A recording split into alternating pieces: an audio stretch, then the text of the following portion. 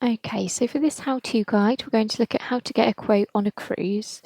So for this instance, I'm going to look at a single trip. So if you're going to multiple destinations, we can look at what to do there. So first off, I've ticked the single trip option. And I'm going to press yes to this button here where it asks if I'm going on a cruise. And if you're not sure if you're going on a river cruise or just on a ferry crossing, it does have this little bit of text here to explain that you don't need to tell us about ferry crossings. It's just ocean or river cruises. And then for our destination, so this cruise, we're going to go to a few different countries. So I'm going to pop Spain in as the first one. I'm then going to add another one. We're also going to France. And I'm also going to add Gibraltar to this one. Now, if I had accidentally added another box that I didn't need, you can just press the little bin and that will disappear. And again, you can just add as many as you like in this section. And if you were doing an annual policy for a cruise, you would just select annual and the region. You don't need to put in every country, just the area, whether it's Europe or worldwide. We're then going to pop in our trip dates, so you can either type them in or use the calendar like I'm going to do here.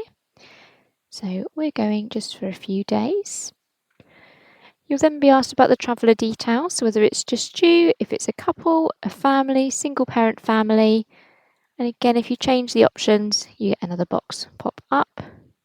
Same with family, but we're going to go for individual for this example. So these boxes are still here. So again, you just press the little bin on the side there. So now let's pop in our details. Okay, and again, if you need to change your residency, if you're from the Isle of Man or Channel Islands, you can do so just there.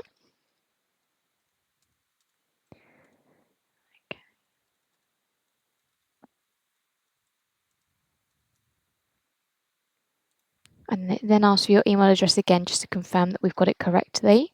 If there are any issues at this point, it will come up with an error message, but once they're correct and you click to the next box, that confirmation will disappear. And we're now popping in the postcode, and as we go through it, we'll ask for the full address. And then we're back to the eligibility where, as always, make sure we tick to say we've read and agree with those terms. If you do want to add any code, if you've been referred to us, this is where you would do that. How did you hear about us? And then if you want to start to marketing, again, that's this option. And there's the last tick box here before we can then continue. So this is just to confirm how you know that you've selected cruise when you've gone through the quote journey. So we've looked at the trip details. We have in a different video covered how to go through the medical screening. So if you're a bit stuck on that, please go to the medical screening video to find out more. So you're then faced with the cover choice. So to start with, the cover levels, gold and platinum, they are only available as our cruise product. If you were going on a non-cruise holiday, you would have different cover levels, different cover names.